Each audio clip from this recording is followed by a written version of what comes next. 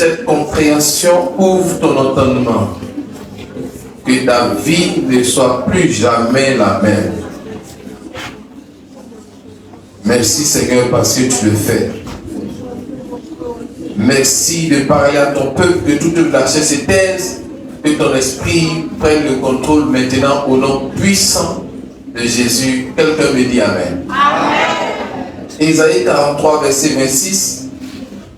Ésaïe 43, verset 26. Nous sommes sur les supplications. Le dimanche passé, je crois, j'ai donné ce que c'est que la supplication. On est entré un peu dans les profondeurs. Et aujourd'hui, par la grâce de Dieu, nous ferons l'effort d'aller encore en eau profonde pour que notre esprit s'ouvre. Et que lorsque nous allons mettre en application la parole de Dieu, nos vies ne soient plus jamais les mêmes. Dis-moi Amen. Amen. Ton Amen est fort. Amen.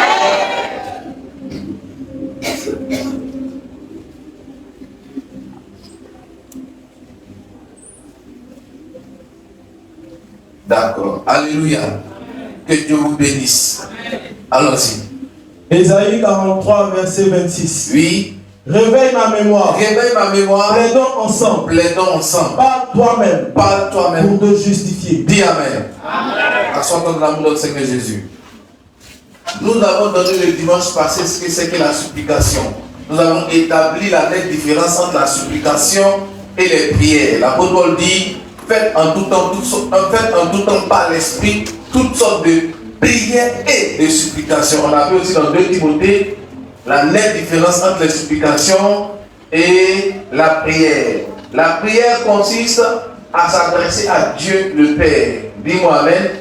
Pendant que la supplication consiste à s'adresser à Dieu en tant que le juste juge, afin de plaider notre cause, afin de réclamer justice, afin d'apporter une réparation, un dédommagement à un tort ou un préjudice qui a été causé. On a dit que supplication vient du mot grec des 6 qui veut dire pétition, un terme juridique. Je parle à quelqu'un qui me dit Amen.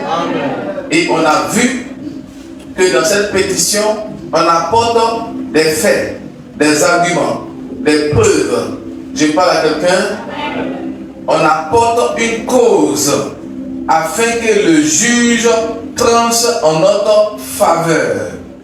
Si quelqu'un m'a reçu, me dit Amen. Et nous sommes tombés maintenant sur Ésaïe 43, le verset 26, qui est aussi un thème et une expression dans le cadre de la justice, dans le cadre tribunal. Je parle à quelqu'un. Le Seigneur parle par le prophète Ésaïe. Il demande au peuple d'Israël de rappeler sa mémoire, de réveiller sa mémoire afin de plaider pour se justifier.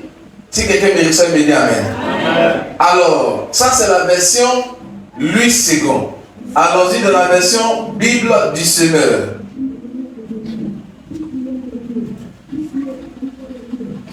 Ma prière, c'est que tu comprennes cela. Voici quoi les dimensions venez. Venez avec un bibou. Vous qui savez lire et écrire là. Je vous encourage.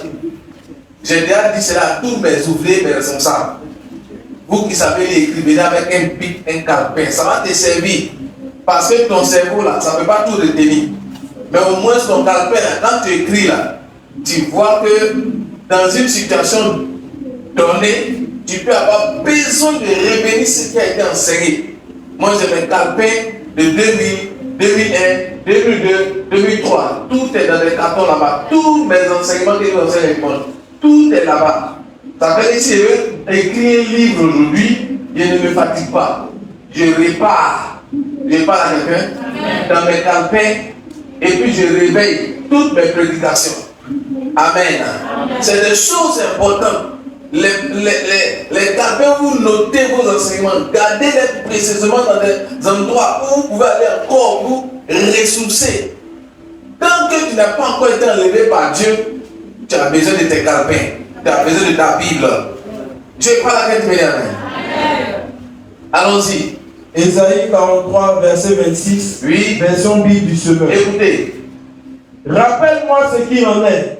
Rappelle-moi ce qu'il en est. Entrons ensemble en jugement. Entrons ensemble en jugement. Et pour te justifier, expose donc ton cas. Expose donc ton cas. Dis avec moi, supplication. Amen fort. Amen. Allons-y dans la version Bible français courant. Dans la version Bible français courant. Écoutez bien. Rappelle-moi ce que tu me reproches. Rappelle-moi ce que tu me reproches. Discutons tous les deux de cette affaire. Discutons tous les deux de cette affaire. Énumère les faits qui te donnent raison. Énumère les faits qui te donnent raison. Dis à ton frère, énumère les faits qui te donnent raison. Donc, on est où? Dans un tribunal. Et celui qui veut avoir justice pour sa cause doit venir se présenter au juge. Il doit maintenant apporter des preuves. Il doit énumérer des faits qui lui donnent raison afin qu'on tranche en sa faveur.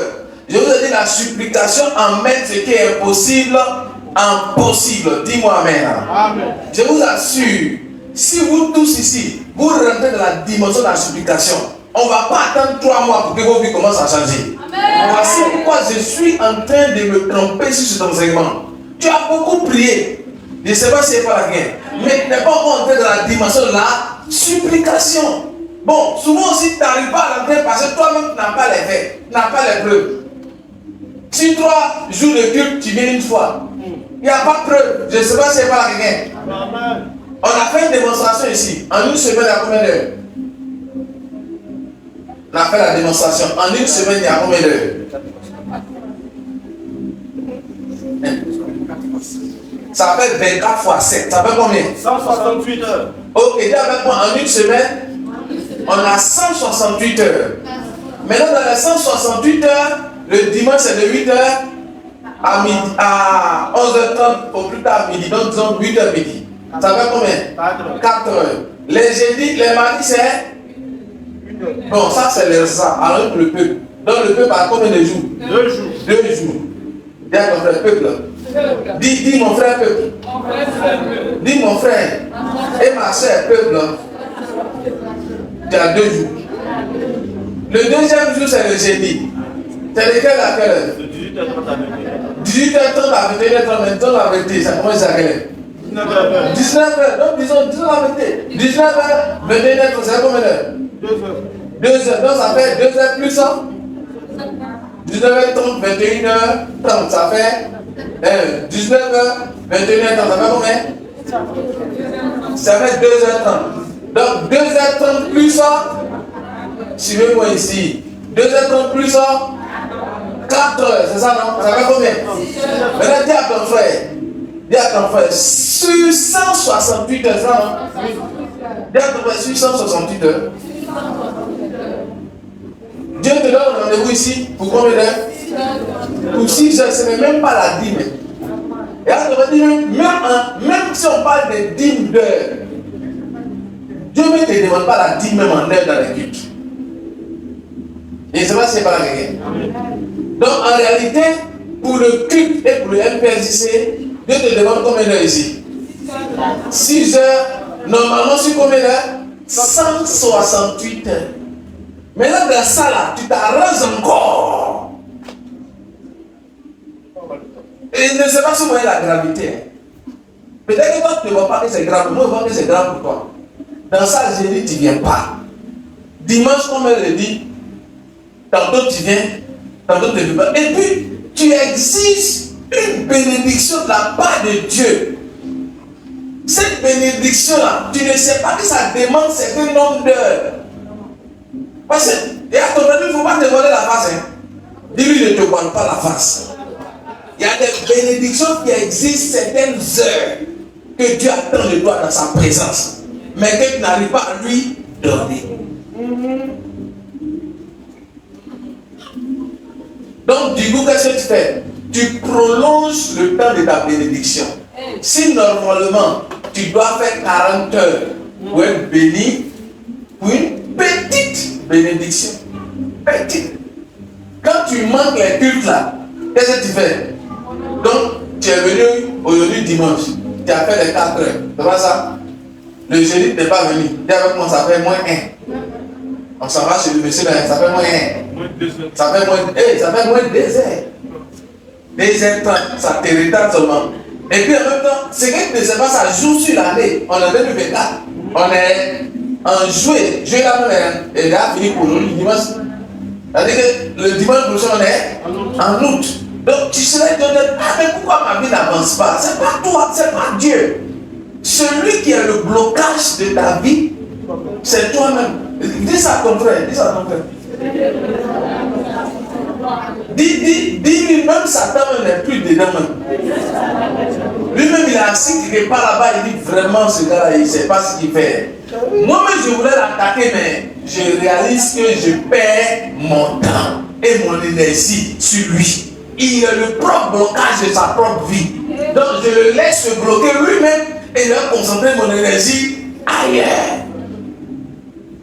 Il refuse à ce temps. Amen. Dis avec moi, sont tes faits.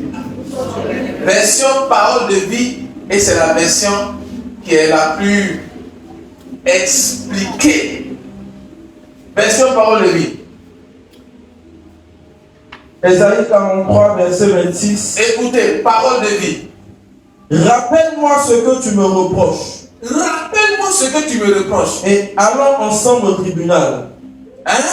Allons ensemble au tribunal. Donc c'est un terme juridique.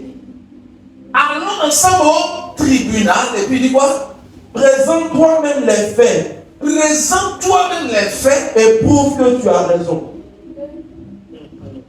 Présente toi-même les faits. Et prouve que tu as raison. C'est ça la supplication. Vous voyez la différence maintenant? Quand tu pries, tu dis Seigneur, je brise, je détruis. Tu n'es pas en train de supplier. Tu es en train de prier. Tu es en train de prier de combat. Seigneur, oh Dieu Tout-Puissant, je prie maintenant, quand il va partir, protège-moi dans ce voyage. Tu n'es pas en train de supplier. Tu es en train de demander l'assistance de Dieu. Est-ce que quelqu'un me comprend? Mais quand tu commences à dire, Seigneur, tu dois me bénir parce que voici. Tu es en train de faire quoi maintenant? Tu es en train de faire une supplication. Qui comprend ça maintenant? Oh, si tu me comprends, dis-moi Amen. Dieu dit, toi et puis lui, vous devez aller ensemble au tribunal. Et puis maintenant, toi, ce que tu lui reproches là, il faut lui montrer. Ça c'est un, deux. Les faits. Et puis prouve dans ce tribunal-là que tu as raison. La dernière version est encore plus dangereuse. Mais je ne pense pas que vous avez ça dans vos Bibles. Mais quand même, on va essayer. La Bible amplifiée. Vous voyez, j'ai fait tout ça là pour toi. Si c'est moi, j'essaie déjà. J'utilise et puis moi, je vois mes résultats. Et c'est là que vous comprenez. Je dis, si c'est moi, j'essaie ça déjà. J'utilise ça et puis je vois mes résultats. Mais toi, tu ne sais pas. Voici une personne de te donner ce que tu ne sais pas. Pour que, attends, tout qu'est-ce que tu fasses? Tu utilises cela pour que tu sois béni. Mais si tu ne prends pas ça au sérieux, tu méprises. Bon, je ne sais pas. I don't know. Il faut faire la version anglaise, Bible amplifiée. On va traduire en français. Dieu nous a fait la grâce. On comprend un peu seulement. Dis-moi même fort. Amen. Si tu veux là même là, lis ça en anglais. Bible amplifiée. Non, je ne vais pas poser ça sur les écrans. Hein. Tu lis. Ah. Ma Bible amplifiée est dans mon portable qui est en train de filmer, c'est pourquoi. Bible amplifiée.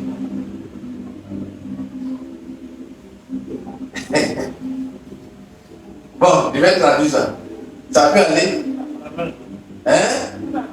Ok. Dans la Bible amplifiée, il est écrit: réveille ma mémoire. D'abord, réveille ma mémoire. Et puis il dit: rappelle-moi tes mérites. Réveille ma mémoire. Rappelle-moi tes mérites. Rappelle-moi tes mérites. On dit une ou bien un mérite là. Un mérite, c'est ça? Et vous qui êtes à l'école. Ok. Dis-moi, Amen, on est sûr, il ne faut pas être assez gros français ici. Ok. Donc, qu'est-ce qu'elle mérite? Tu as trouvé? Qu'est-ce qu'elle mérite? Il dit, rappelle ma mémoire. Et, oui, et puis il dit, rappelle-moi tes mérites. Oui, ma fille. Un mérite, c'est quoi? Oui. Ce qui rend une personne digne d'estime. Ce qui rend une personne digne d'estime. Maintenant, on arrive pour la religion. Oui. Ce qui rend Dieu miséricordieux. Ce qui rend Dieu miséricordieux pour certains. Dis-moi amen.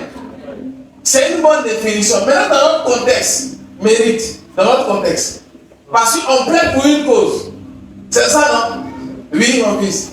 Un mérite, moi, le fait que c'est un Dieu. Un Dieu. D'abord, ce qui te revient de droit. Dis-moi amen. Ou bien, ce qui peut pousser quelqu'un à te donner ce que tu demandes. Comme elle dit, c'est-à-dire qu'on t'estime comme quelqu'un qui est digne et qui a droit à la chose. À cause de ce que tu as fait. Dis-moi amen fort. Donc, les mérites reposent sur ce qu'on a fait. Il fait qu'on doit nous donner ça. Je ne sais pas si je parle à quelqu'un. Ton amen est fort. Amen. Alléluia fort. Si je parle à quelqu'un, il dit amen. Donc, je vais donner un exemple pratique dans la Bible. Luc chapitre 7, versets 4 à 5. Sur les mérites. Bon, donc vous allez voir que quelque part, on dit non, c'est la plus grâce de Dieu. Moi, je ne mérite rien. C'est la plus, mon frère, il ne faut pas mélanger la grâce de Dieu et de la dimension de la supplication des mérites. Suivez ça. Luc le chapitre 4, le verset 4 à 5, la parole du Seigneur. Il arrivait auprès de Jésus. Ils arrivaient auprès de Jésus. Et lui adressait d'instantes supplications. Hein? Et lui Adressait d'instantes supplications. Oui. Disant. Il mérite que tu lui accordes cela. Il mérite que tu lui accordes cela. Dis ça à ton frère. Regarde ton frère à côté. Dis-lui, qu'est-ce que toi tu mérites pour que Dieu t'accorde ce que tu lui demandes. Va au premier verset pour qu'on comprenne dans quel contexte. Verset 1. Oui. Après avoir achevé tous ces discours devant le peuple qui l'écoutait, Jésus entra dans Capernaum. Un centenier avait un serviteur auquel il était très attaché. Continue. Et qui se trouvait malade sur le point de mourir. Oui. Ayant entendu parler de Jésus, oui, il lui envoya quelques anciens des Juifs pour le prier de venir guérir son serviteur. Donc le contexte. Le centenier cherche quoi? La guérison de son serviteur. Continue. Verset 4. Il arrivait auprès de Jésus. Donc le centenier se va avec qui? Les anciens de la ville. Il arrivait auprès de Jésus. Et lui adressait d'instantes supplications. Et lui adressait quoi? Le mot supplication est sorti. Il lui adressait d'instantes supplications. Et puis qu'est-ce qu'ils disent? Dans la supplication, voici ce qu'ils sont en train de dire à Dieu. Disant, oui, il mérite que tu lui accordes cela. Il mérite que tu lui accordes cela. Maintenant, quand il dit de lui, il mérite que tu lui accordes cela, ils apportent maintenant les preuves. Pourquoi il mérite ça? Les preuves. Preuves. Verset 5. Car il aime notre nation. C'est ma première preuve. Il aime notre deuxième preuve.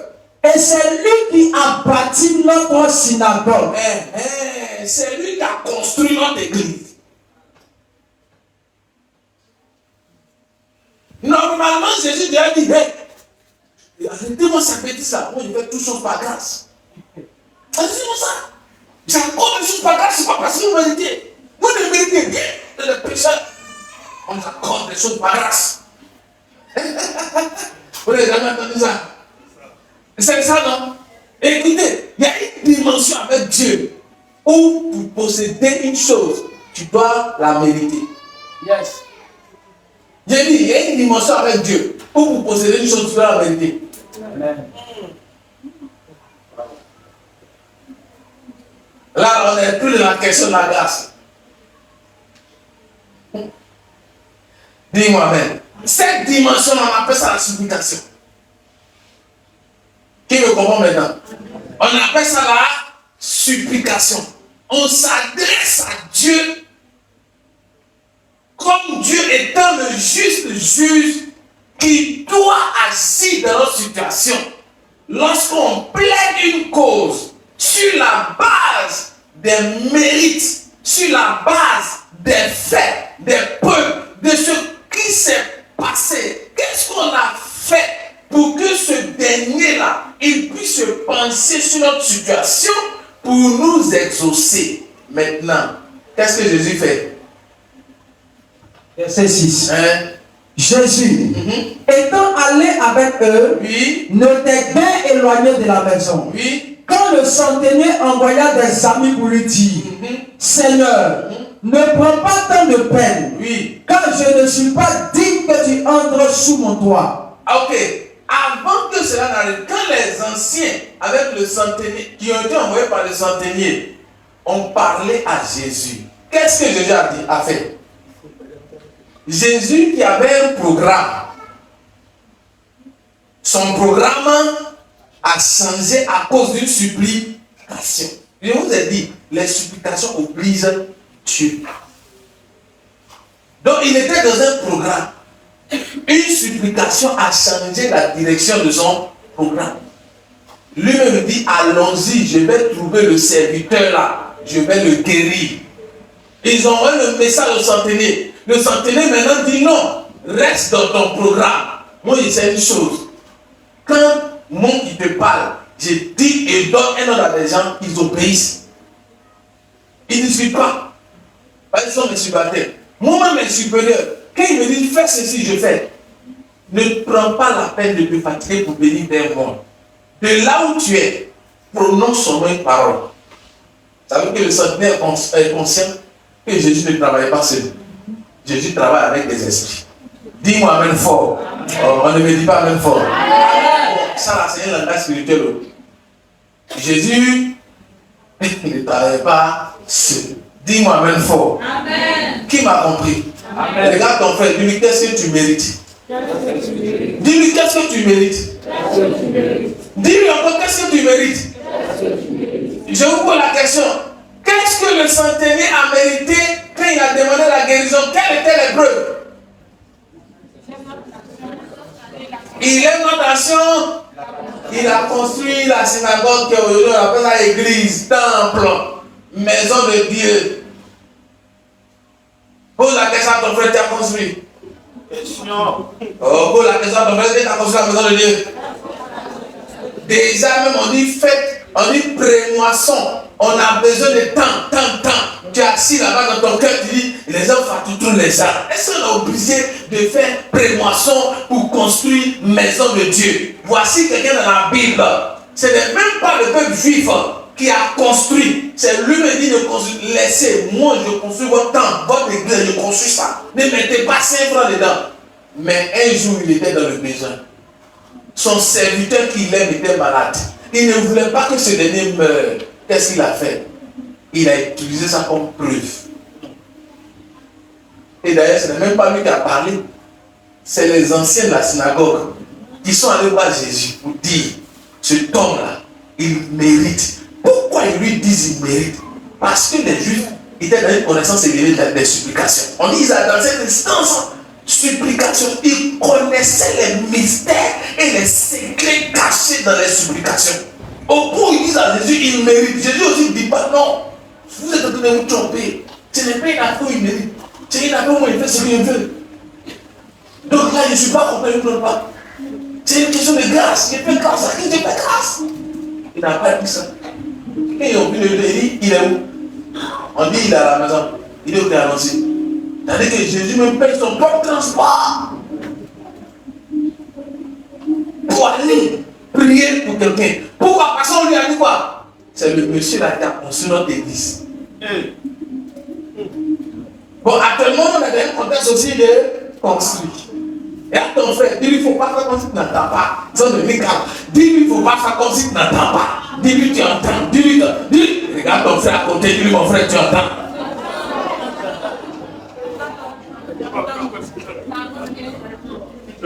Regarde ton frère, il ne faut pas commencer dans ta part. Dis-lui, tu entends bien, tu entends bien. Donc, ouais, voici des occasions où toi maintenant, tu peux agir pour que cela représente une preuve pour toi. Afin que quand tu seras demain dans un besoin particulier, tu utilises cela. Et tu vas c'est pas la quelqu'un. Oh, je ne vais pas la quelqu'un m'aider à mettre fort. Ton amène est bizarre, je viens d'amener plus fort que ça. Alléluia. Oh, c'est trop merveilleux. Regarde ton frère. Dis-lui, il faut profiter de cette situation. Pour que cela représente une preuve pour toi.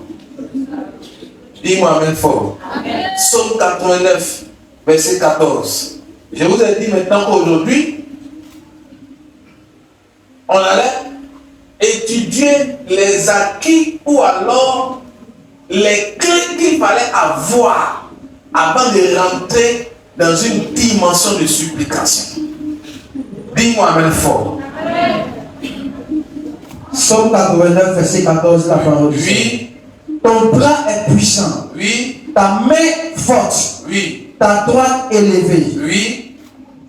Verset 15. Verset 15. La justice et l'équité sont la base de ton trône. Continue. La bonté et la fidélité sont devant ta face. Tout le monde ensemble. 1, 2, 3. La justice. 1, 2, 3. La justice et l'équité sont la base de ton trône. Le trône de Dieu repose sur deux fondations indiquées ici. Dis-moi amen. Première fondation, la justice. Deuxième fondation, l'équité.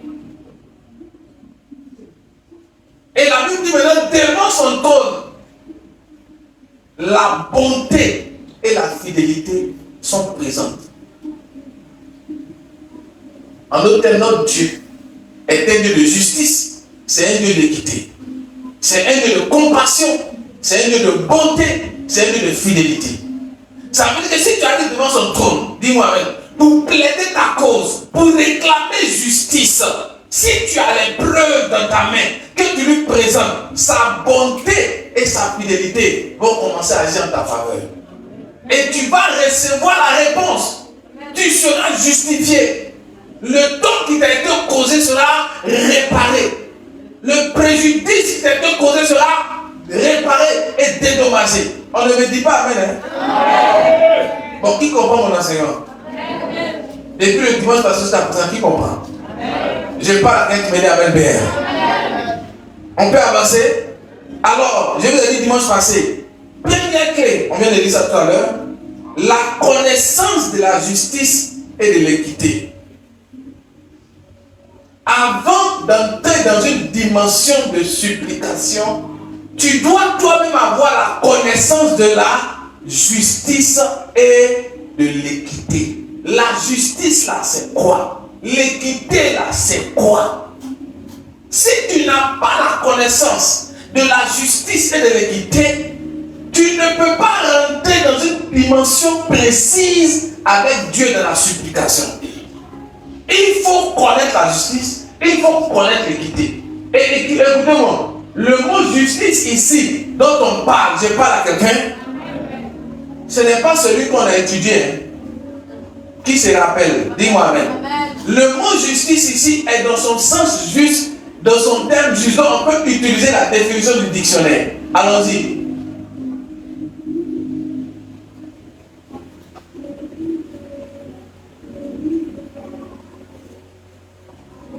Le mot justice Oui. signifie sentiment de donner à chacun ce qu'il mérite de manière juste en respectant tous les droits de tous. Hey!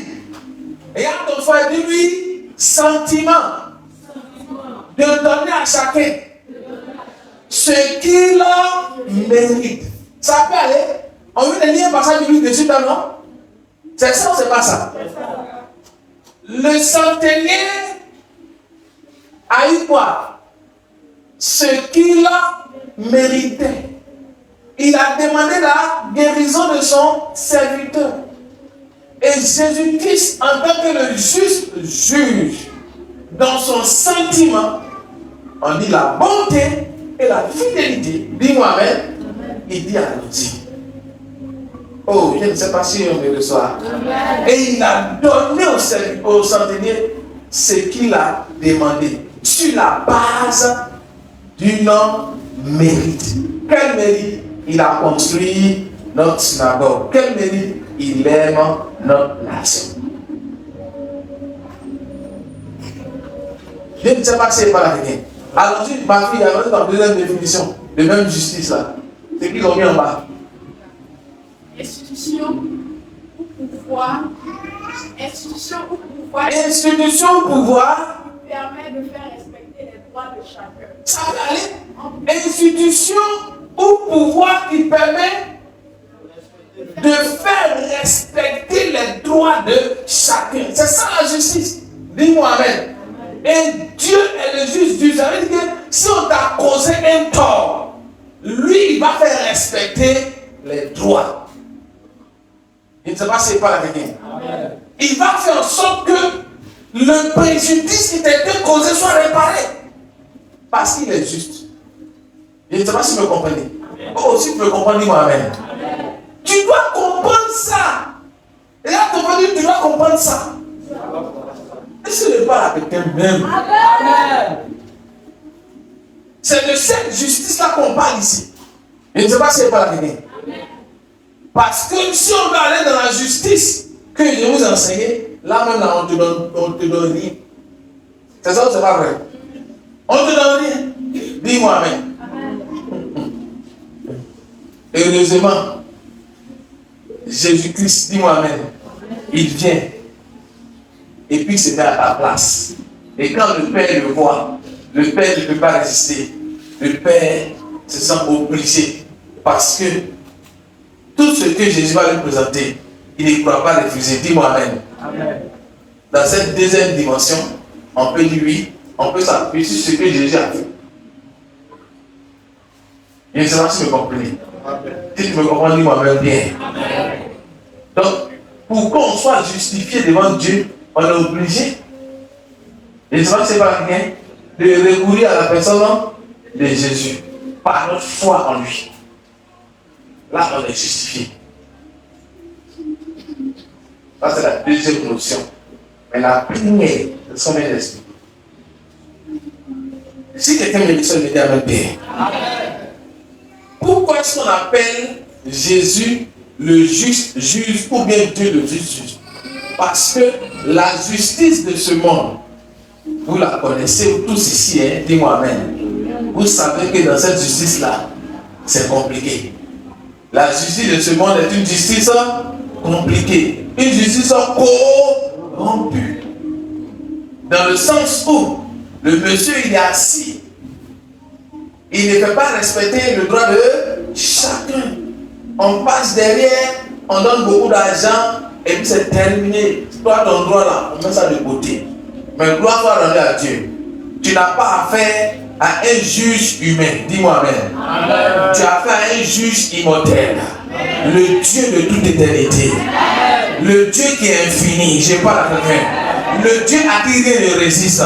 Le Dieu souverain. La Bible dit là où il est assis, ce qui fait son trône, l'essence de son trône, dis-moi Amen, c'est la justice. Ça veut dire qu'il va faire respecter tes droits spirituels. Il va faire respecter tes droits physiques, dis-moi Amen. Parce que tu es son enfant. Mais dans cette dimension, il faut lui apporter des preuves. Et je ne sais pas si tu me reçois maintenant. Si tu me reçois, dis-moi Amen. Deuxième, on parle de l'équité. Développement équité. Annoncez dans le dictionnaire. Les deux définitions, les deux se ressemblent. C'est comme des synonymes. Mais vous allez voir la nette différence aussi. Oui, équité. Sentiment naturel. Sentiment naturel. Spontané. Spontané. Du juste. Et de l'injuste. Et de l'injuste. Bon, deuxième point, maintenant tu vas comprendre. Vous allez comprendre. Traitement de chacun. En 1, 2, 3. Traitement de chacun. Oui. Selon ce qui lui revient de droit, selon son mérite. Vous comprenez? Dans l'équité, c'est quoi? On te donne ce qui te revient de toi. Dans la justice, on tranche en ta faveur. Et ça, c'est pas la rien. C'est-à-dire, on fait respecter le droit. Si tu as raison, on fait respecter le droit. Dis-moi même. Maintenant, dans l'équité, on demande que tu as vraiment raison. Selon les faits et les preuves, on te donne. Voici la nette différence. Et c'est pas si vous me comprenez un peu. Qui a compris la nette différence? Je continue. Amen fort. Regarde ton frère, dis-lui, il faut avoir la connaissance profonde de la justice et de l'équité. Dis-lui ça encore plus fort. Si quelqu'un m'a compris, il me dit Amen bien. Donc, on connaît Dieu en tant que le juste juge. Ça peut aller. Psaume chapitre 11, le verset 7, toujours dans le même passage. Dans notre premier acquis. Psaume chapitre 11, verset 7. Psaume chapitre 11, verset 7. La parole du Seigneur. Oui. Car l'Éternel est juste. Car l'Éternel est juste. Il aime la justice. Il aime la justice. Les hommes droits contemplent sa face. Dis-moi Amen. On a affaire à qui? À un juge qui est juste. Et il aime même la justice. Il faut savoir ça. Parce que souvent, on vous accuse Dieu injustement. Voici ce que la Bible dit de lui. Il est juste. Il est tellement juste au point où lui-même il aime la justice. Dis-moi Amen bien. Amen. Oh, ton Amen n'est plus là. Amen. Deuxième vérité, comme clé qu'on doit avoir en notre possession. Donc, je sais maintenant qu'est-ce que la justice. Je sais maintenant qu'est-ce que l'équité. Dis-moi Amen. Je sais maintenant qui est assis sur le trône. C'est le juste juge. Dis-moi Amen. Je sais qui il est. Il est juste. Il est équitable. Il aime la justice. Il aime l'équité. Je sais. Donc quand je m'approche de la dimension du juste juge, qu'est-ce qui se passe? Je suis confiant qu'il va agir dans ma vie. Un autre verset pour toujours la première vérité. 1, 3. La pratique de la justice et de l'équité, voilà ce que l'Éternel préfère au sacrifice. Dis-moi Amen fort. Amen. Alléluia. Deuxième vérité maintenant. Notez tout ça là. Tu sais maintenant qu'il est. Dieu de la justice, il aime l'équité. Son trône repose sur la justice et l'équité. Et lui-même, il aime la partie de la justice et de l'équité. Et devant lui, cette dimension-là est plus forte que même les sacrifices. Ça veut dire que tu es sûr que si tu t'approches de Dieu avec des preuves, et c'est pas c'est pas bien, tu es sûr d'être exaucé. C'est ça la dimension de la supplication. Est-ce que j'ai pas fait? Deuxième vérité, la connaissance de Dieu à travers sa parole. Matthieu chapitre 4, verset 4. Il faut avoir la connaissance de Dieu à travers sa parole. Ensemble, disons 1, 2, 3.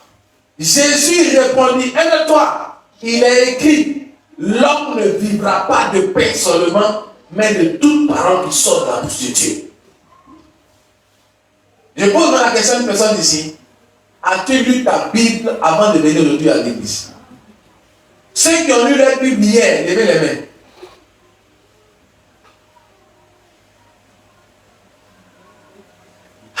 Et ceux qui ont lu la Bible hier, c'est lui qui ment, le Dieu de justice et d'équité te voit. Tu as lu ta Bible hier. Lève ta Bible. Voilà. Et à ton frère, voici le vrai problème qu'il y a.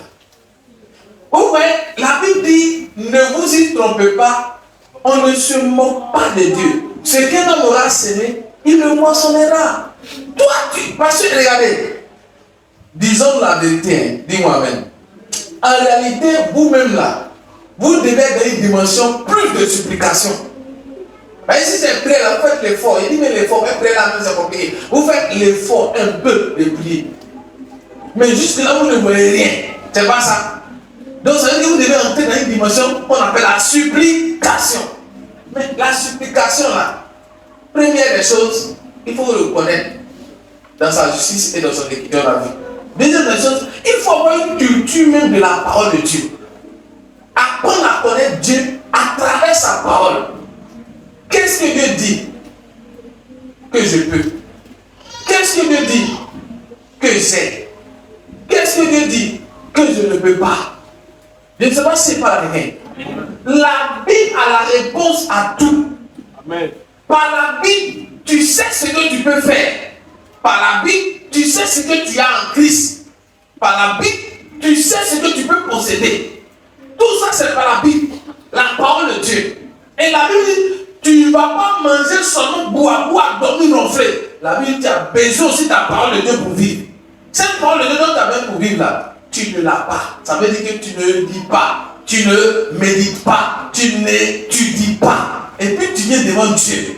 Et tu cries à lui pour qu'il agisse dans ta situation.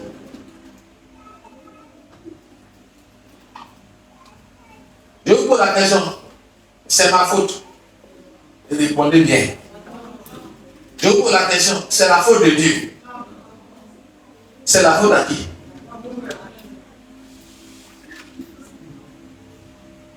Déjà, quand tu te mets à genoux pour prier, là, tu ne peux pas prier. Tu sais pourquoi?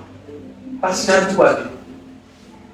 Quand on a rappelé pendant 10 minutes, Père, c'est la grâce pour tout aider dans ma vie. Merci Seigneur pour ma vie. Merci Seigneur pour ma vie.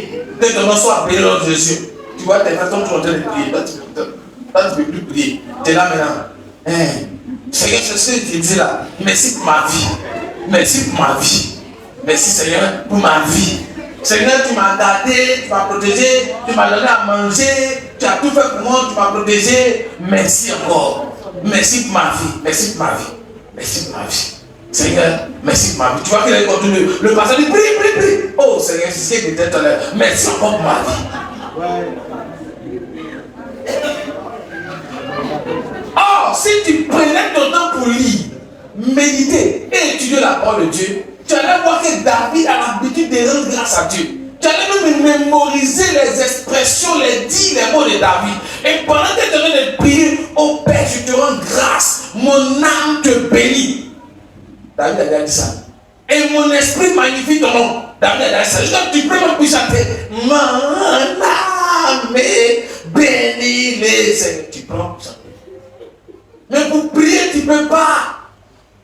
Parce qu'il n'y a pas une parole de Dieu dans ta bouche, dans ton esprit que tu peux répéter. Mon âme te bénit, mon âme te rend toute la gloire, mon esprit te passe. C'est écrit. Tu as pris le temps de lire, de méditer, d'étudier. Tu sais ce que ça veut dire. Et puis tu as bossé ça par cœur. La parole est devenue une avec toi. Je ne sais pas si c'est pas rien. Oh, chrétien de la nouvelle génération, Yaco, quand vous vous levez le matin, c'est pour aller chercher l'argent. L'argent là, vous cherchez, vous ne gagnez pas. Vous ne trouvez pas. On vous dit, c'est que vous pouvez vous emmener à gagner l'argent. Voici ce qui est là. Il dit non. Tu pars trop. Moi, je sais comment. Faut pas dire.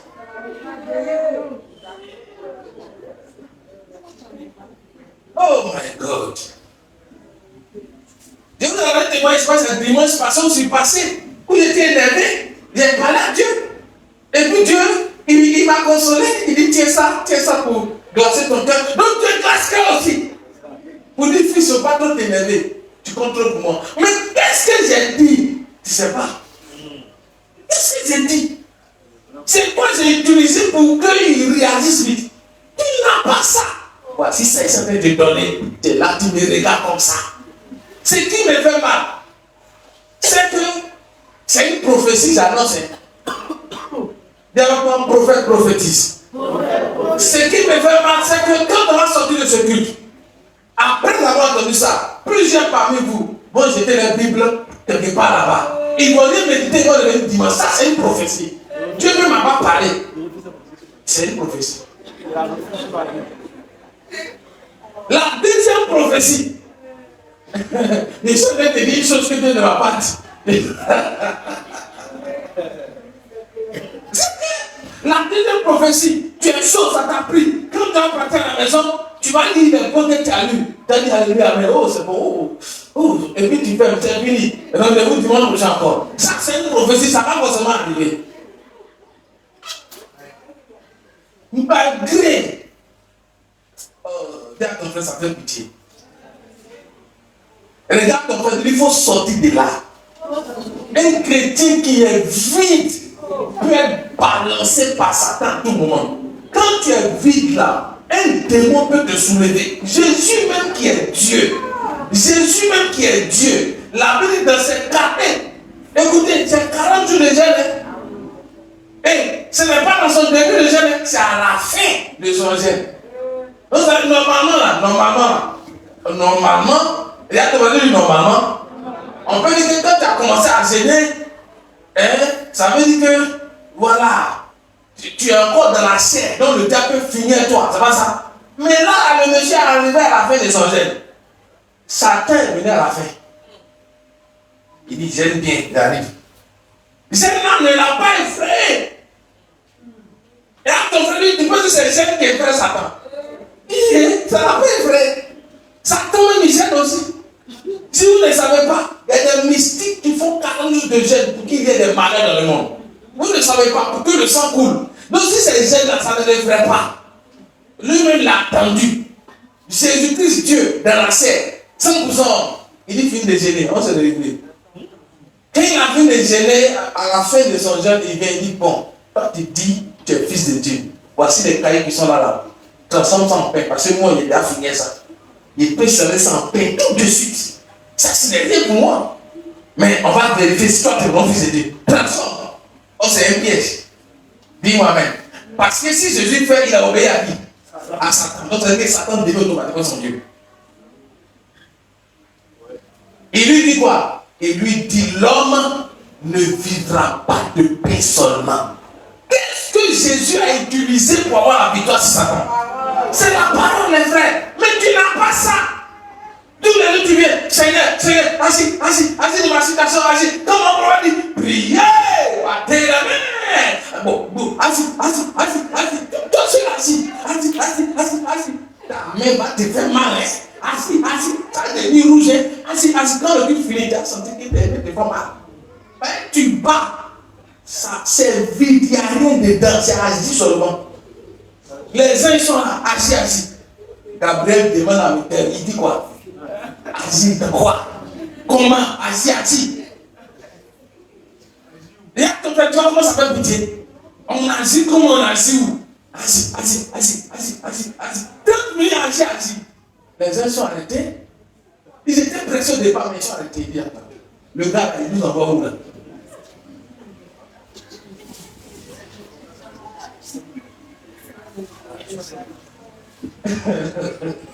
Même pas une parole posée. Agis Seigneur parce que ta parole déclare dans tant verset temps. Même si tu ne te rappelles pas du verset, ta parole déclare dans temps. Tu cites le verset et tu agrémentes le verset. Tu donnes ta compréhension, le mystère, la révélation que tu as du verset pour emmener Dieu à agir dans ta situation. Mais tu n'as pas. Toi-même, tu ne comprends pas. Si tu as cité le verset là-bas, tu ne comprends pas. Donc, tu préfères ne pas. De toutes les façons, Dieu regarde au cœur. Dans supplication, Dieu ne regarde pas seulement au cœur. Il ne regarde pas seulement au cœur. Hey. 3. Dernier point 3. Il faut avoir la connaissance des promesses de Dieu sur ta vie. Il faut avoir la connaissance des promesses de Dieu sur ta vie. Psaume 105, le verset 8, et vous serez choqués quand vous avez dit ça. Psaume 105. Psaume 105, Verset 8. verset 8. Il se rappelle à toujours son alliance, ses promesses pour 1000 générations. Il dit quoi? Rappelle ma mémoire. C'est ça ou c'est pas ça? Rappelle ma mémoire. Et la Bible dit quoi? La Bible dit Dieu se rappelle de son alliance. Il se rappelle de ses promesses. Et la Bible dit il se rappelle toujours. Est-ce que tu as la connaissance des promesses de Dieu sur ta vie? En d'autres termes, c'est ça que tu vas prendre comme preuve. Seigneur, voici ce que tu m'as fait comme promesse. Pourquoi depuis tu n'agis pas? C'est ça la supplication. Qu'est-ce qu'une promesse? Qu'est-ce qu'une promesse? Une promesse, c'est quoi? Une promesse. On promet à quelqu'un, c'est s'engager à faire quelque chose pour quelqu'un. C'est s'engager à faire quelque chose. C'est ça une promesse. S'engager à faire. S'engager à faire. S'engager à faire. Dieu dit à Abba, je rendrai ton nom grand. Ça c'est quoi? C'est une promesse. Je te bénirai. Ça c'est quoi? C'est une promesse. Et à ton frère, dis-lui, tes promesses là, tu connais. Je te pose la question, savoir si tu connais tes promesses. Je vais te dire quoi en réalité. Est-ce que tu sais ce que Dieu s'est engagé à faire pour toi? Il n'a pas dit les promesses sur l'autre, il a dit sur ta. Les promesses que Dieu t'a fait ne sont pas moi mes promesses. Peut-être que Dieu lui a dit de rendre mon nom grand. Peut-être toi, il n'a pas dit de rendre ton nom grand, mais il a dit de faire autre chose. Le problème, c'est que tu ne connais pas pour toi. Moi, je connais pour moi. Et à ton frère, même si tu ne connais pas pour toi, mais sais que tu ne peux pas la connaître pour lui. Pour lui dire ça. Allez, micro, démonstration. Une démonstration. Démonstration. Ma fille en direct là. Dès qu'elle est là. Tiens-toi debout. On lui une promesse, c'est quoi? C'est un engagement à faire quelque chose. C'est la promesse. Ma fille, tu peux me dire un peu une promesse de Dieu si tu as dit. Il ne faut pas me citer Bible. Il faut me citer. Il t'a dit quoi il va faire pour toi. Il ne faut pas mentir. Hein? On est devant le juste, juge. Oui, et allez, elle a fait mal. Elle fait mal. Elle dit qu'elle est en train de chercher. Attends. Moi, je peux te citer toutes les promesses de Dieu sur ma vie. Mettez en science et en quelques fractions de secondes. Je peux te dire ce que Dieu m'a dit, qu'il m'a promis. Voici pourquoi vous voyez tous les jours, malgré que vous fatiguez les gens, je suis toujours là. Parce que je suis attaché aux promesses qu'il m'a fait.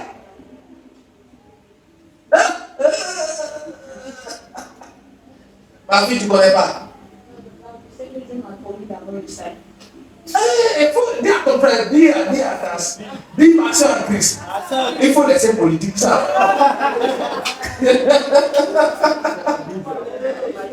Sinon, nous tous ici. Nous tous ici. Mais de vous choquer, Jean chapitre 6, verset 47. Jean 6, verset 47. Il va vous choquer tout à l'heure. Jean 6, 47. Ensemble, disons 1, 2, 3. 1, 2, 3.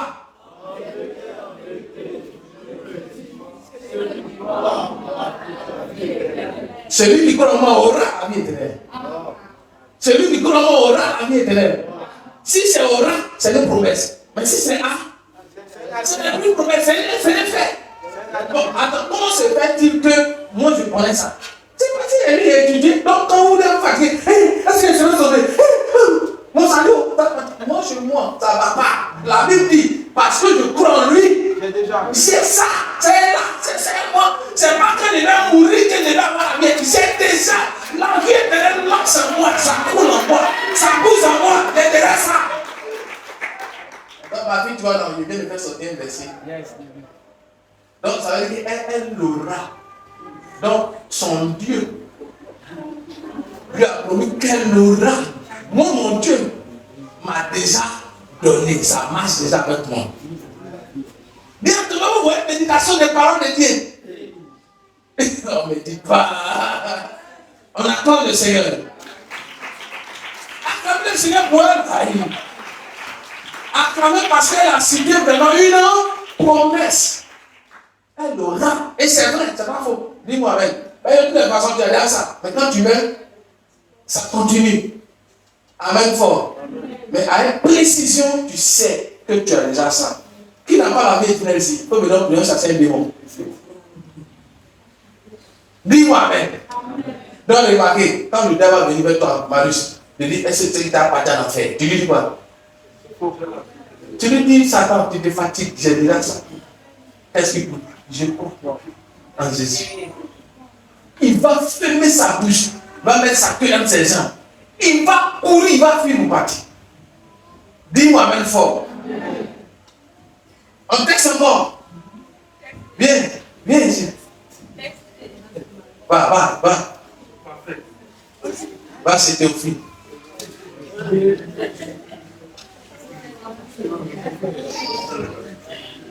Théophile, même, ça veut dire quoi? Voilà. Ami de Dieu.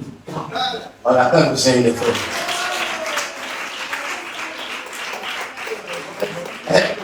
Dis-moi amen. Et il sourit. Et j'avais dit bien aimé de Dieu. Dis-moi amen. Tu as dit ami, j'ai tout ça comme ça. Si il doit te noter sur 20, il va te donner 10. Ça veut dire bien aimé. Dis-moi amen. Oui, promesse. Quelle promesse il t'a fait? Souvent là, on va prêcher. Oh, alléluia. Et maintenant, tu ne sais pas c'est quelle promesse il t'a fait. On va vérifier. Théos, Philos. Il m'a dit de croire en lui. De vous à moi, c'est une promesse.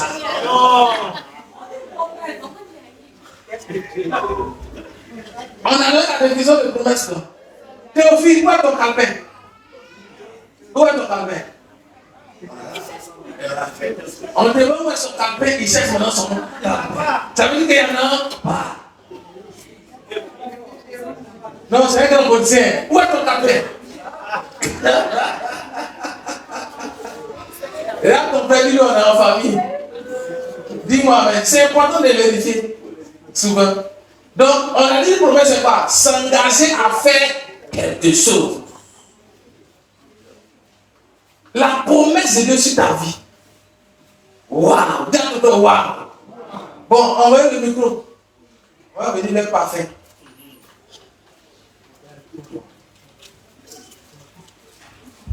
Oui, c'est pas de nous.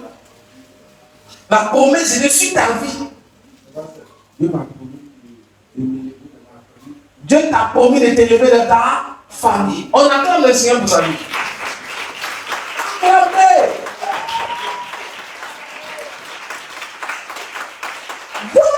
C'est la promesse de Dieu sur sa vie. Dieu l'a promis de l'élever dans sa famille. C'est clair.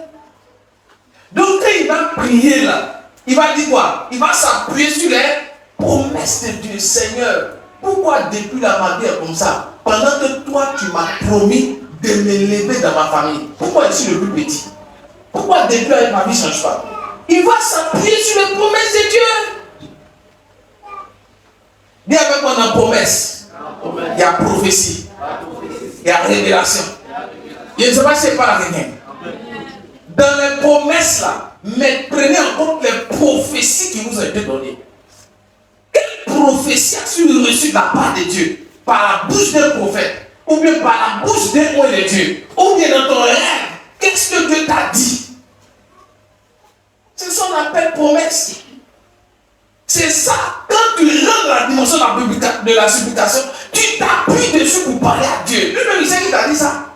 Si tu n'as pas inventé, lui-même, il sait qu'il t'a dit ça. Et à ton menu, si tu n'as pas inventé.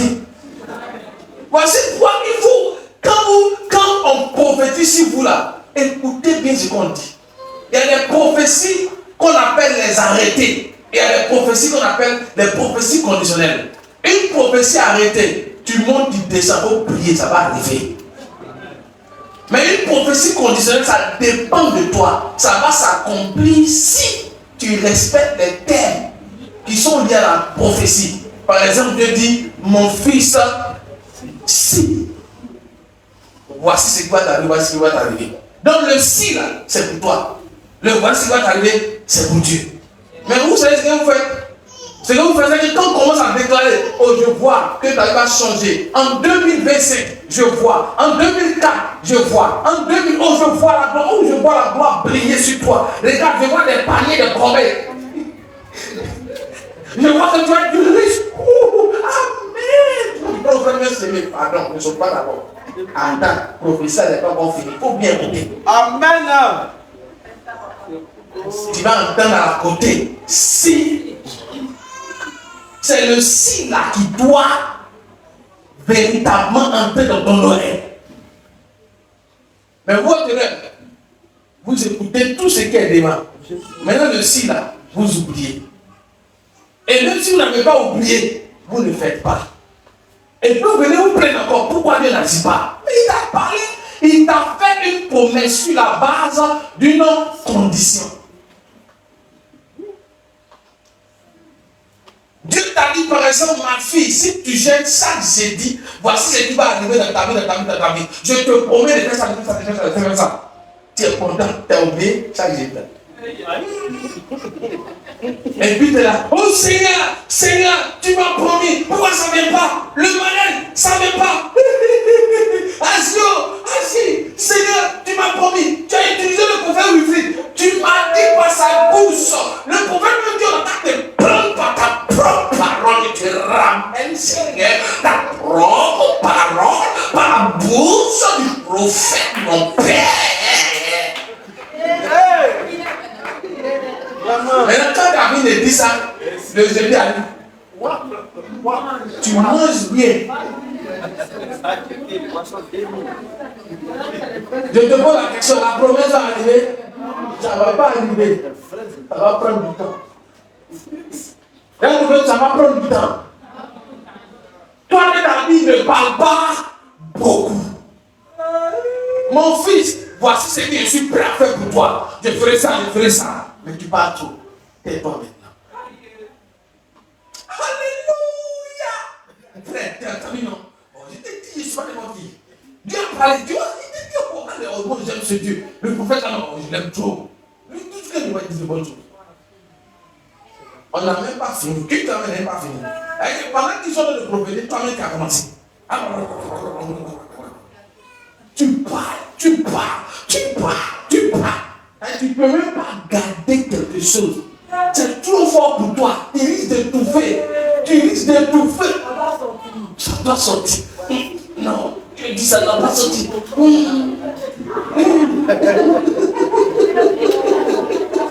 Regarde, c'est quoi ça? Tu es obligé de dire. Tu as eu un petit 500 000. Oh, j'ai dit, c'est un prophète de Dieu. Regarde comment. Oh, regarde, quand on est parti au but là, Dieu a dit au prophète que voici. Il a dit ça sur moi, je te parle. Tu as oublié le côté du faut pas parler. Tu as parti expliquer à tous tes amis ce que Dieu a dit sur ta vie. Tu as parti expliquer à tous tes amis ce que Dieu t'a dit dans le secret. Tous tes amis. Mon frère, ne t'inquiète pas. Dieu t'a dit ou pas? Moi, il m'a dit. Ah, il t'a dit quoi? Tu ne sais pas à qui tu parles. Tu ne sais même pas à qui tu parles. Tu penses que c'est tout le monde qui est content de la position que tu as. Tu bavardes, tu ne peux même pas garder quelque chose pour toi. Je ne sais pas si c'est pas la manière. Oh, ton amène est bizarre. J'ai dit ton amène est bizarre. Oh my God. Regarde ton frère, lui laisse de la connaissance. Des promesses de Dieu sur ta vie. Hébreux chapitre 8, verset 6. On est toujours sur les promesses. Hébreux 8, verset 6. Qui aime la parole de Dieu? Dieu t'a dit quoi? Il t'a dit quoi en rêve? Il t'a dit quoi en son? Il t'a dit quoi par prophétie? Maintenant, dans cette prophétie-là, quelles sont ces prophéties qui sont conditionnées, qui impliquent toi ta part de responsabilité? Écoutez, aide-toi. Mais maintenant, il a obtenu un ministère d'autant supérieur. Il a obtenu un ministère d'autant supérieur. Qui est le médiateur d'une alliance plus excellente. Il est le médiateur d'une alliance plus excellente. Qui a été établie sur de meilleures promesses. Son alliance a été établie sur une bonne fondation. Dis-moi amen. Amen. Des meilleures promesses. On parle de Jésus.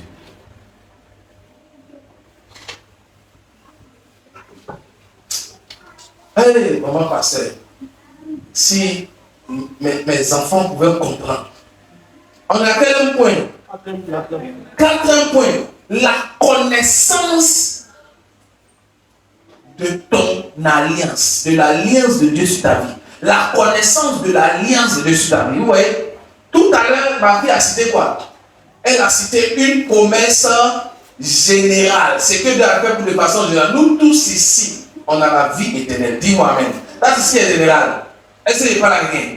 Donc, quand je parle maintenant de la connaissance de l'alliance de Dieu sur ta vie, je vais parler de l'alliance que Dieu a traitée avec toi. Il y a l'alliance générale. On vient de lire ça tout à l'heure. On dit, mais maintenant, il a obtenu un ministère de temps supérieur qui est le médiateur d'une alliance plus excellente. Ça, c'est général pour nous tous.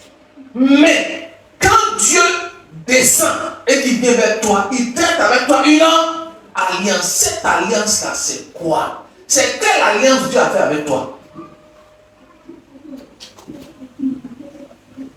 Il faut connaître ça pour pouvoir faire tes supplications. Est-ce que je parle à quelqu'un? On peut tester encore? Donc pour tester, on doit savoir ce que c'est que l'alliance. Ouais, entre promesse et alliance, il y a encore une ressemblance. Mais il y a une nette différence. Qu'est-ce qu'une alliance? Oui?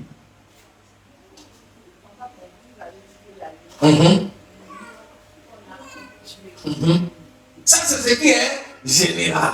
Dis-moi même.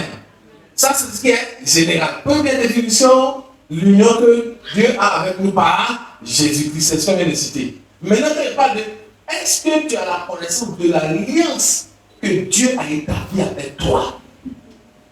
Oui, mon fils. Je pourrais dire une alliance, c'est un pacte. Un pacte. C'est un engagement. Un engagement. Dis-moi même. Développement, c'est un pacte. Développement, c'est un pacte. N'ayez pas peur du mot là. Parce que même David dit qu'il a fait un pacte avec Dieu. Dis-moi même. Développement, un pacte. Qu'est-ce qu'un pacte? Cherchez. C'est un accord entre deux personnes. Dis-moi même. C'est un engagement entre deux personnes. Je ne sais pas si c'est pas rien. Et cet engagement répond sur des promesses. Vous comprenez maintenant, non? Il dit l'alliance la plus excellente, cette alliance est établie sur quoi? Des promesses. Vous me comprenez maintenant? C'est un pacte. C'est une alliance, c'est un accord entre deux personnes. Et cette alliance repose sur des promesses. On sait déjà ce que c'est que les promesses. Qui comprend maintenant? Quel est le pacte que Dieu a établi avec toi de façon personnelle? Laissons ce qui est suprême là. L'alliance que Dieu a établie avec nous par Jésus-Christ. De façon individuelle. Et puis, à ton frère, comme ça. Fais comme ça pour ton frère. Fais comme ça encore. Fais comme ça encore. Fais comme ça encore. Oui.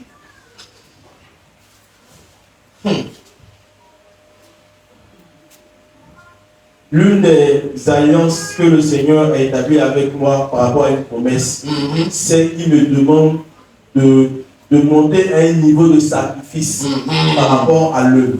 Est-ce que vous m'entendez? Dis-moi amen. C'est-à-dire que l'alliance que tu as établie avec lui là, Dieu l'a dit, toi, tu montes avec moi. Il y a des sacrifices que tu fais. C'est le pacte qui a fait. Quand il va faire ça, il va voir tout ça bien passer. Dans l'alliance que tu as établie avec toi, c'est lui qui s'engage envers toi. Notez ça. Dans l'alliance que Dieu a établie avec toi, c'est lui qui s'engage. Dis-moi même, envers toi. Et toi, tu réponds à son engagement. Tu réponds à son engagement. et tu veilles là-dessus, et tu marches selon les termes de son engagement. Tu peux dire que je m'en fils. Amen.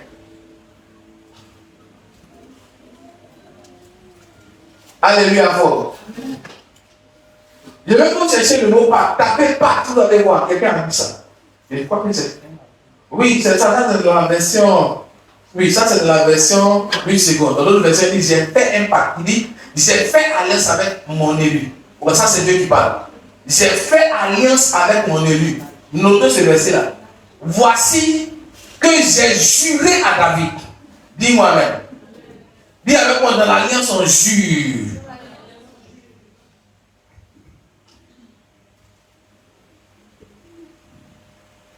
Donc, dans l'alliance là, on prend un engagement. Parce que jurer, c'est quoi? C'est prendre un engagement devant les témoins. Jurer, c'est prendre un engagement devant les témoins. Au plus 4 témoins. Il dit au plus. Dis-moi amen. Dieu a fait alliance avec Abraham. Dans Psaume chapitre 22, il y a des alliances qu'il va faire. C'est trop grave. Psaume, Genèse chapitre 22, où Abraham voulait égorger son fils et puis Dieu lui a dit arrête. Regardez ce qu'il va faire. Regardez l'alliance qu'il va faire. 1, 2, 3. Non, va au verset mais directement.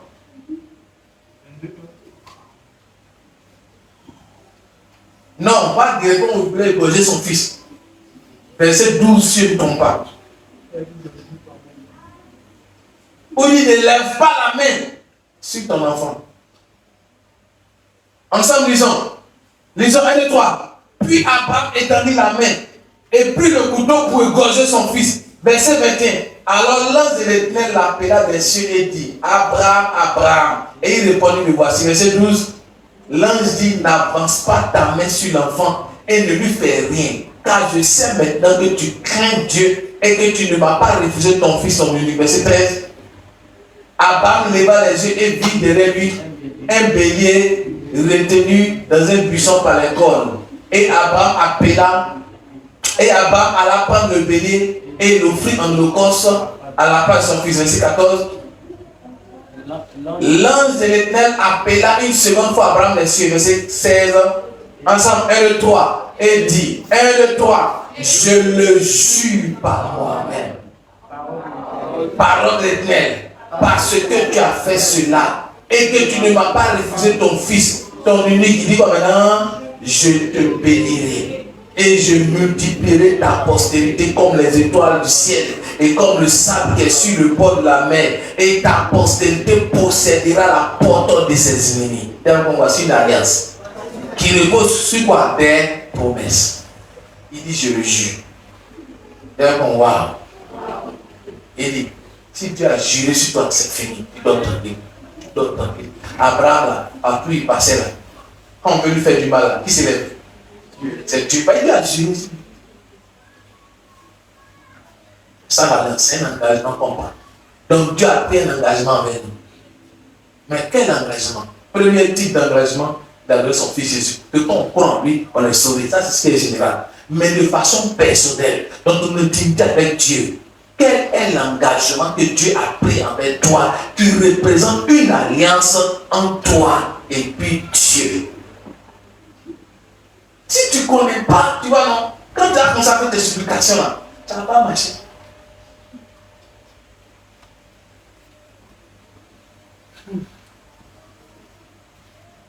Un homme de Dieu que je connais bien, je dis, je ne le dis pas ici, vous n'avez pas son niveau. Vous essayez d'être frappé par Dieu musulman. Dis-moi amen. Lui, il ne parle pas beaucoup. Quand tu le vois, me fait peur. Dis-moi amen. Fait peur. Alléluia. Un jeune s'est peut-être l'a invité. Quand le programme est fini, donne le cachet de l'homme de Dieu, il ne donne pas. Il dit fils, ne joue pas avec moi. Quand il a dit fils, ne joue pas avec moi, la chair du jeu s'est fendue en devant tout le monde. On ne joue pas, il y a des gens qui ne jouent pas avec lui. Dis-moi amen. Il y a un homme de Nigeria qui s'appelle Oumou Pai. Il est gros comme ça. Il est dangereux. Les gens plaignent de nous. Sa maman l'appelle pour dire mon fils, je n'ai pas l'argent, j'ai besoin d'argent. Il dormait dans la maison d'Algérie. il était dans le problème. Il était dans les 40 jours de jeûne. Il appelle sa maman, il dit maman, ne t'inquiète pas, à la première heure, tu auras ton argent. Pourtant, il n'y a rien sur lui. La nuit, il n'a pas dormi, il a veillé. Il dit Seigneur, si tu ne vas pas payer, là tu vas pas me répondre. Si tu ne vas pas dire ça, là tu vas pas me répondre. Si tu n'as pas dit ça, là tu vas pas me répondre. Si tu n'as pas dit ça, là tu vas pas me répondre. Cette honte-là, je la refuse sur ma vie. On appelle ça supplication. Tu mets Dieu en face des faits. Très tôt le matin, un monsieur qu'on ne connaît pas, il a bien en veste, il va dans la maison de la femme du prophète, il lui donne malin d'argent. La maman du prophète, il lui donne malin d'argent. C'est de là, parler ton fils. Et puis il s'en va et puis il disparaît. Elle appelle son fils. Mon fils, j'étais petit là, j'ai été demandé, et tu m'envoies malin, mon fils. Il dit, maman, ne t'inquiète pas, laisse. Il s'est appuyé sur son alliance. C'est parce que vous ne savez pas ça. Vous souffrez pour rien. Pour connaître ton alliance. Dis-moi Amen fort. Ils sont devenus calmes maintenant. Ils sont devenus calmes. Regardez une des alliances là-bas. Dis-moi Amen. L'une des clauses. Une clause, non? L'une des clauses. Dieu dit, celui qui te bénit est béni. Celui qui te maudit est maudit. C'est une alliance. Tu te trompes pour maudire Abraham, c'est toi qui prend les pots cassés. Dieu s'est engagé. Il dit, celui qui va te maudire là, moi-même je le maudis. C'est pourquoi le peuple juif que vous voyez, Israël que vous voyez là, quand vous bavardez la faible, vous boussez eux. Peu importe ce qu'ils font, ne parlez pas. Et ils sont méchants, ils sont laissés ça. Si tu vois que les Américains sont derrière, ils savent pourquoi. Si tu vois que la France est derrière, ils savent pourquoi. Si tu vois que la plupart des pays sont derrière, ils savent pourquoi. Si tu vois qu'avant de devenir président, ils sont obligés d'aller en Israël pour aller visiter la synagogue, saluer le rabbin, laissez ça, ils sont là, ils connaissent ça. Pourquoi est-ce que nous on bénéficie de la grâce de Dieu? Parce que le père fondateur du pays, il connaissait ça. Pendant que dans des années, je ne sais pas si en 1960 quoi, les pays africains ont abandonné Israël. Il faut était de ceux qui disent qu'il n'abandonne pas ce pays. Parce que c'est en train de convaincre tous les pays africains d'abandonner Israël. Parce qu'il y avait un problème entre Israël et l'Égypte à cette époque. Et il y a même un président qui dit, je préfère soutenir mon frère que mon ami. Et son frère c'était quoi, l'Égypte? Il dit, il préfère soutenir son frère africain que son ami. Son ami c'est quoi? C'est qui? Israël. Son véhicule, il peut dire, moi, je soutiens mon ami que mon frère. D'ailleurs, on trouve ça bizarre. Pourquoi il a fait ça? Il est ceci. Mais il ne savait pas que le vieux là, il connaissait quelque chose. Dans le soutien, c'était fort. Et il allait faire le reboisement dans le désert. Si vous bénéficiez de la grâce de ça, à cause de ce qu'il faut faire. On fait guerre dans le pays et puis on ne sait pas quelle est guerre. Tout ça, c'est à cause de ce qu'il a fait. Il a établi une alliance. Jusqu'à quand il va au musée d'Israël, il y a la photo du président, vous pouvez voir dans le musée. Parce que les Juifs l'ont porté dans leur cœur. Voici pourquoi il a eu un mandat sans guerre. Vous-même, vous savez que le monsieur n'était pas normal dans la tête. Et qu'il faisait des choses. Mais il est assis, qui peut le détourner? Personne. Parce qu'il était assis sur une alliance qu'il avait établie. Ne jouez pas, dis-moi même. Vous êtes là, oh, Bush Conti n'a pas bâti. Tu connais Bush Conti? Tu connais Bush Conti? Tu sais ce qu'il fait? Tu sais qui est sa femme? Tu connais les alliances qu'ils font? Faut pas t'amuser là. Faut pas te fatiguer pour faire ah, Bush Conti n'a pas bâti. Il faut laisser. Bush Conti ne va pas. C'est Dieu lui-même. Dis à moi, c'est Dieu lui-même. Quand le temps va arriver, il va faire ça. Vous vous fatiguez, moi je ne peux pas. Oh Seigneur, oh pouvoir, oh souffle, oh la fatigue de l'électricité. Tu as refusé de prier. Tu as refusé de prier, c'est vrai que tu as prié. Faut prier pour que Dieu te lève. Tu as quoi faire tes factures. Prie pour que Dieu te bénisse, tu as quoi faire tes factures. Sinon, vous allez bavarder jusqu'à la Shabbat.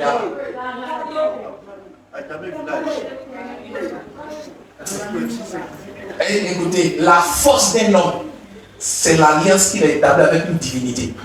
Maintenant, si sa divinité est la plus forte, la plus puissante, tu ne peux rien faire. Tu vas subir uniquement. Voici pourquoi le peuple d'Israël là, Dieu est arrivé là, dévoué pour interdire tout le pays. Ça se passe et puis ça ne va pas quelque part. Israël a bombardé le Liban dans le temps. Qui se rappelle ça? Droit de veto, la France. Ils ont voté pour ne pas qu'il passe ça. Ils n'ont pas fait. Ils ont bombardé, bien dit, ne bombardez pas. Droit de veto, c'est 5 pays, non? Ils ont dit voter, droit de veto. Droit de veto, ça veut dire que quand les 5 pays votent, vous ne faites pas. Vous êtes obligé de ne pas faire ça, vous allez subir les conséquences. Ils vont se réunir pour t'attaquer. Ils ont dit à Israël, ne bombarde pas le Liban, sinon tu vas voir. Israël dit, j'ai compris. Ah boum! Ah boum! Ah boum! Des gens meurent, des innocents meurent. Ça fait mal, ça fait pitié. Mais Dieu là, c'est alliance là, lui, il regarde. L'alliance n'a rien à voir avec les sentiments et les émotions. Notre Dieu est un Dieu d'alliance, ce n'est pas un Dieu d'émotion, un Dieu de sentiments.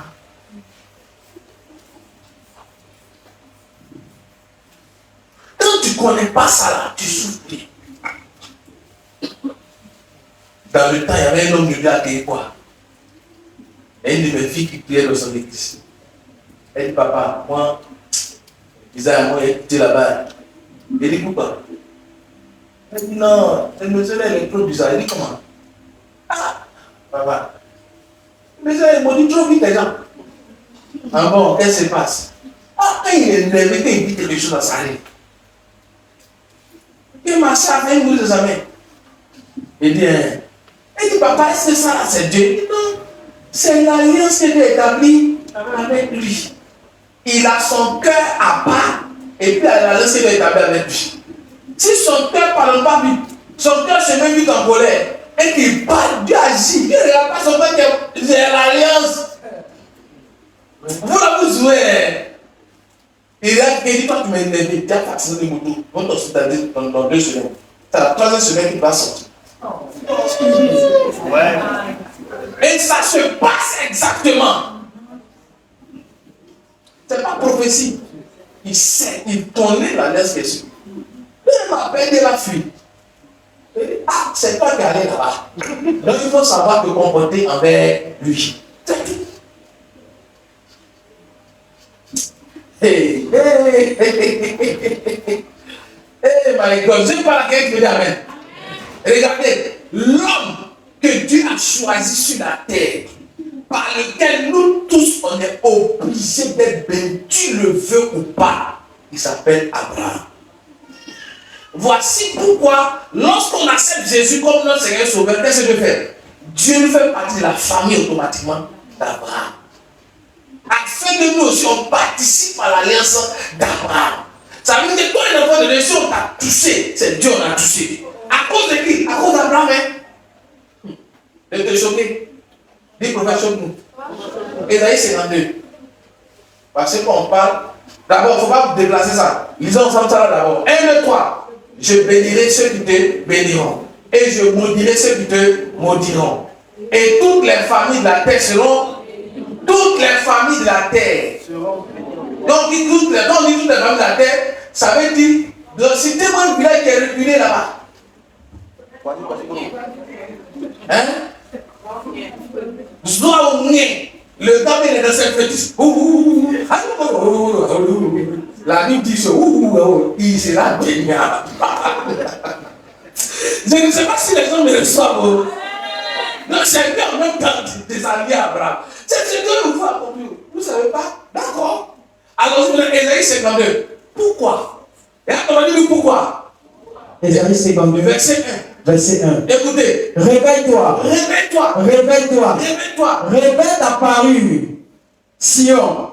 Réveille tes habits de fête. Jérusalem, ville sainte. Car il n'entrera plus chez toi ni incirconcis, ni impur. Verset 2. Secoue ta poussière. Lève-toi. Mets-toi sur ton séant. Jérusalem. Détache les liens de ton cou, captive fille de Sion. Verset 3. Car ainsi parle l'Éternel. C'est gratuitement que vous avez été vendus Et ce n'est pas à prix d'argent que vous serez rachetés. C'est le chapitre d'avant, Ésaïe 51. Le chapitre d'avant. Ésaïe 51, verset 1. Ésaïe 51, verset 1. Écoutez-moi. Écoutez-moi. Vous qui poursuivez la justice. On est dans ça, hein. Et à ton menu, on est dans ça, hein. On est dans ça. Justice et équité. Vous qui poursuivez la justice. Qui cherchez l'éternel. Qui cherchez l'éternel. Portez les regards sur le rocher. Portez les regards sur le rocher. On sait qui est le rocher, c'est qui? Jésus-Christ. Oui. D'où vous avez été taillé. D'où vous avez été taillé. Sur le creux de la fosse d'où vous avez été tiré. Oui. Verset 2. Portez les regards sur Abraham, votre père. Ensemble. Je veux que tu le dises plus fort. Plus fort. Oui. Et sur Sarah qui vous a enfanté. Ensemble. Et puis on dit quoi? Car lui seul, je l'ai appelé. Lui seul, je l'ai appelé. Lui seul, je l'ai appelé. Je l'ai béni et multiplié. Je l'ai béni et multiplié. Donc la question maintenant. Depuis Adam jusqu'à maintenant, qui a été appelé? Abraham. Et qui a été béni? Abraham. Et qui a été multiplié? Dis-moi lui seul. Il précise. Il n'y a pas autre personne. Voici quand tu acceptes Jésus, qu'est-ce que Dieu fait? Il te met dans la famille de qui? Et lui, il sait que c'est lui seul, c'est Abraham seul que lui l'a béni. Donc il te met là-bas que tu bénéficies des bénédictions que tu as mis sur lui.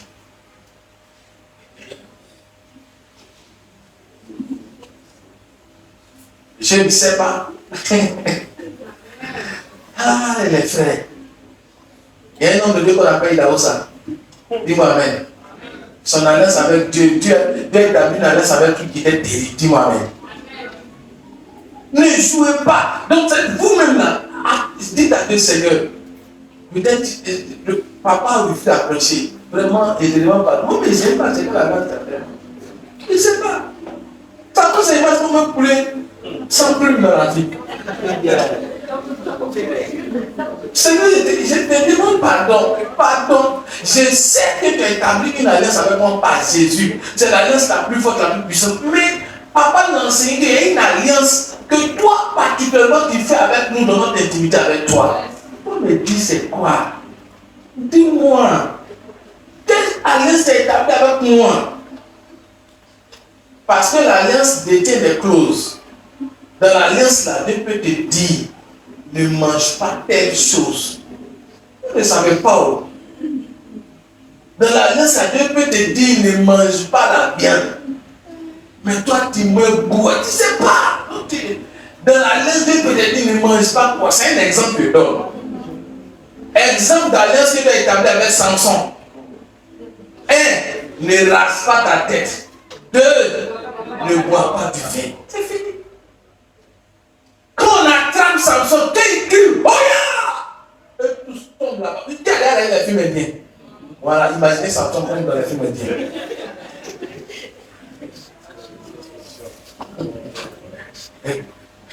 Dis-moi, Amen. Un jour, je tente de regarder un film indien. Il dit, ah, celui-là, il se fout de nous. Mais c'est quoi tout ça là? Et pendant que quelqu'un me dit ça, puis il y a une réflexion qui est dans ma pensée. Et voici la réflexion qui me disait que non, ils ne se foutent pas de vous. Regardez bien le film. Ils mettent toujours en exergue le pouvoir. C'est ça, c'est pas ça? Ils mettent toujours en exergue le pouvoir.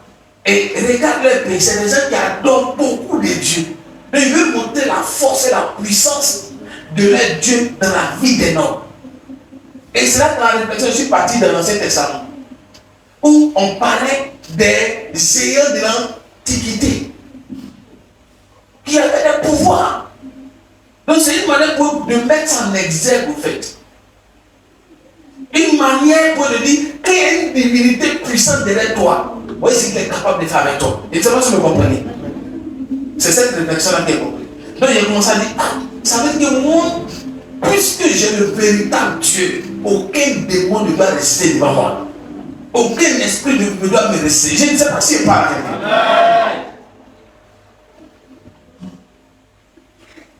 Regarde ton frère, lui, si tu connais ton alliance. Est-ce que tu connais ton alliance? On peut avancer? Qui a compris ça? Amen. Ou bien il continue dessus. Regarde ton frère, il faut chercher à connaître. Il y a d'autres là, c'est un rêve. Dieu t'a parlé, tu l'as laissé, tu n'as pas pris au sérieux. Il y a d'autres là, c'est un rêve. Dieu l'a parlé tranquillement. Ils n'ont pas compris. Déjà, même quand on te dit ne parle pas trop, c'est une clause d'alliance. Dites, mais c'est pas. C'est un interdit. Ne parle pas trop. Donc quand tu parles, tu affaiblis l'alliance. Je ne sais pas si c'est pas la quelqu'un. Amen. Attends, si c'est pas quelqu'un, dis-moi même fort. Il y a des exemples simples comme ça, pour que ton esprit s'ouvre. J'ai écouté un homme qui dit la gelée pendant 100 jours. Et un autre qui dit la gelée pendant 5 ans. C'est en fonction de l'alliance. Quand c'est comme ça, tu y deviens incontournable. Parce que l'alliance appelle au sacrifice. Dis ça à ton frère.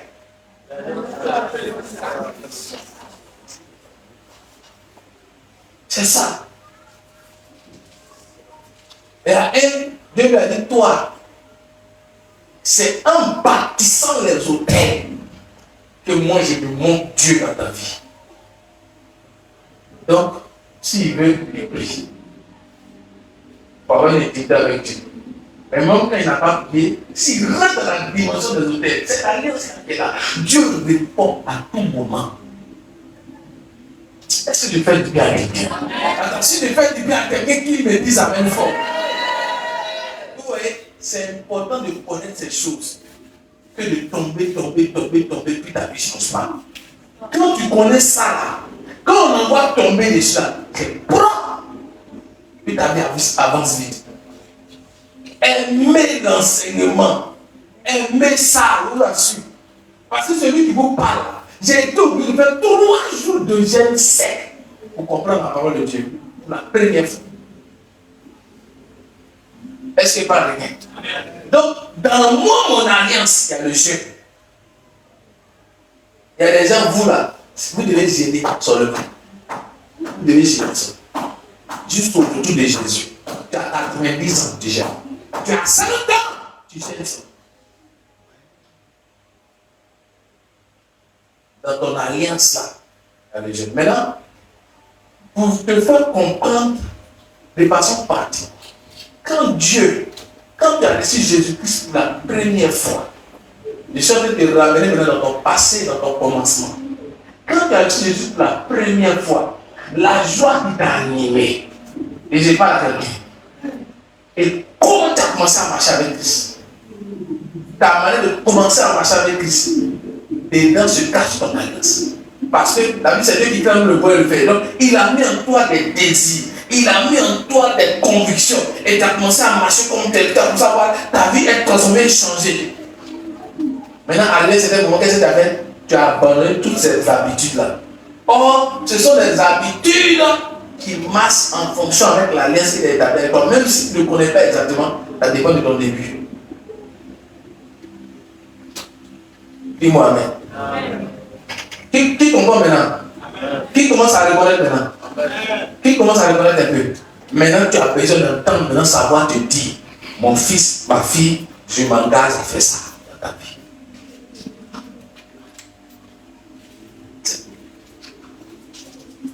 Qui me comprend? Amen. Oh, je ne parle à quelqu'un qui me dit Amen. Il y a un homme de Dieu, lui, il a géré pendant 40 jours. Et pendant les 40 jours, pendant qu'il gênait, il a vu un ange qui est sorti du mur de sa chambre. L'ange est sorti du mur, il a vu comme ça. Et l'ange est venu, l'ange a posé sa main sur sa tête. Et l'ange lui a dit, toutes les fois que tu as mis ta main gauche sur la tête de personne, pour déclarer sur sa vie la prospérité et la richesse, ça va arriver. Et puis l'ange a dit ça.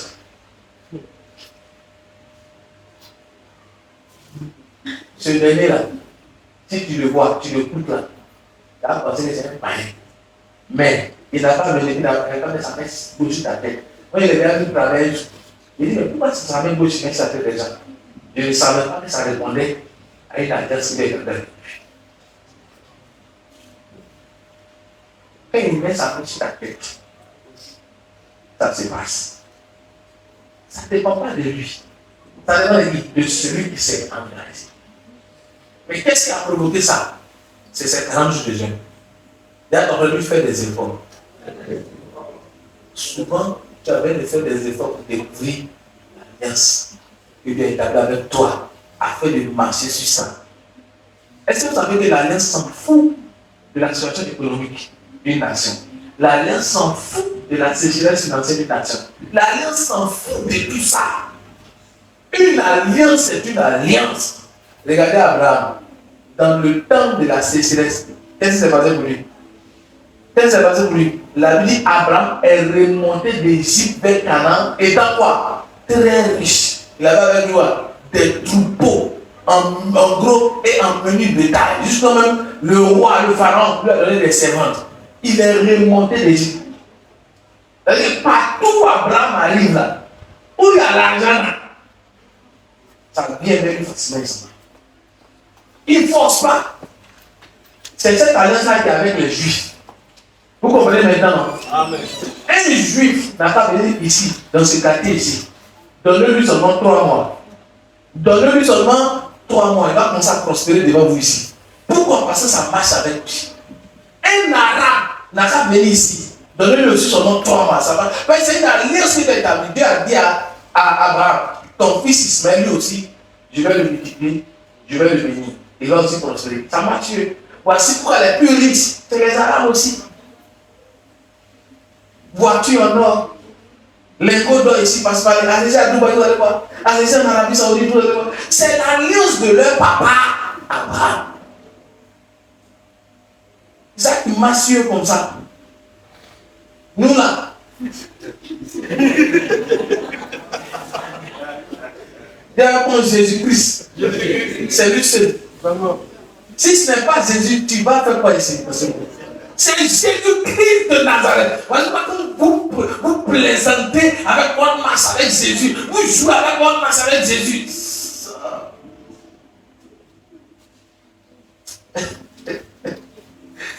Bon, dimanche, je vais commencer notre enseignement dimanche qui suit sur l'alliance. Parce que le mois prochain, c'est le mois des actions de grâce et des alliances. Ou de l'alliance. Je vais prendre mon temps pour vous enseigner en profondeur sur l'alliance. Quand tu vas sortir d'ici, tu vas te révolter pour crier à Dieu.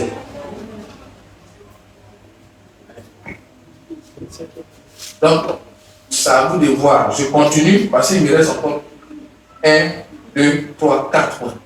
Je continue ou je m'arrête. Dimanche prochain, on continue. Tiens-toi debout. Tiens-toi debout. Qui a été venu ce matin?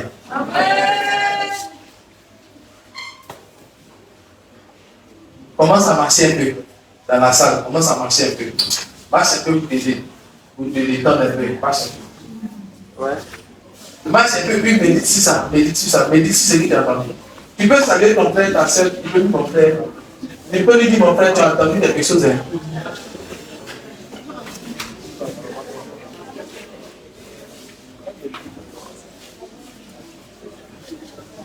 On a fini pour aujourd'hui.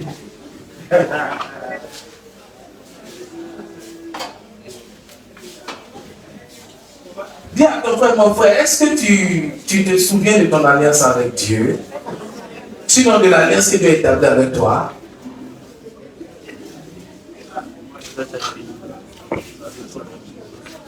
Alléluia.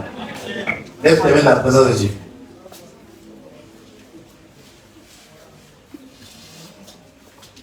On a étudié combien de points? 4 points. Premier point, la connaissance de la justice et de l'équité. Deuxième point, la connaissance de la parole, la connaissance de Dieu à travers sa parole. Troisième point, la connaissance des promesses de Dieu sur ta vie. Quatrième point, la connaissance de l'alliance que Dieu a établie avec toi. Dis-moi Amen. Amen. Tu vas commencer à prier en fonction de ça. Est-ce qu'on peut prier? Est-ce qu'on peut prier? Amen. Lève tes mains dans la présence de Dieu. Et commence à prier selon les 4 points. Commence à prier selon les 4 points.